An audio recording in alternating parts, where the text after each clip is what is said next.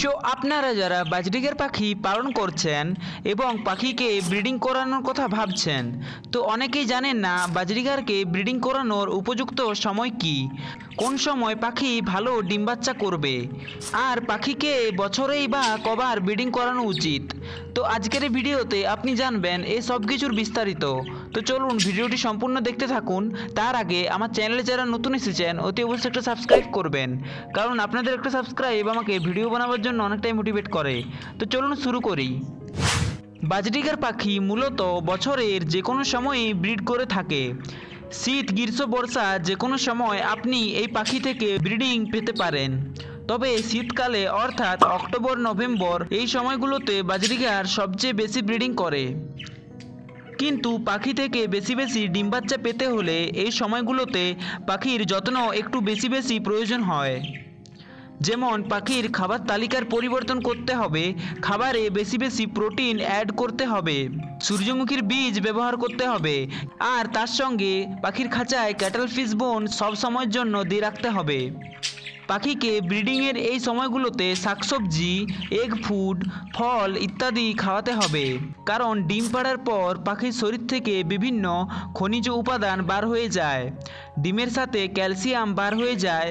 তো যার জন্য মূলত পাখির খাঁচায় ক্যালসিয়ামের প্রাকৃতিক উৎস ক্যাটল ফিশ বোন ব্যবহার করতে হবে। তো বাজরিগার পাখি থেকে আপনি যদি বেশি বেশি ডিম বাচ্চা পাওয়ার আশা করেন, তাহলে অতি অবশ্যই পাখির যত্ন নিতে হবে, না হলে এর কুপ্রভাব গিয়ে পড়বে মা পাখির ওপর, কারণ একমাত্র মেয়ে পাখি ডিম পাড়ে, আর তাই মিনারেল, ক্যালসিয়াম ইত্যাদি খনিজ উপাদানগুলো মা পাখির শরীর থেকে বের হয়ে যায়। তাই অতি অবশ্যই মা পাখিকে ব্রিডিংয়ে দেওয়ার 2 মাস আগে থেকে যত্ন করতে হবে। এবার অনেক অসাধু ব্যবসায়ীরা আছেন, তারা পাখিকে দিয়ে কন্টিনিউয়াসলি ব্রিডিং করাতে থাকেন, যেটা পাখির হেলথের জন্য একদমই উচিত নয়, আর সেই কারণে তারা পাখি পালনে সফল হন না। পাখিকে দিয়ে বছরে সর্বোচ্চ 5 বার ব্রিডিং করানো যেতে পারে।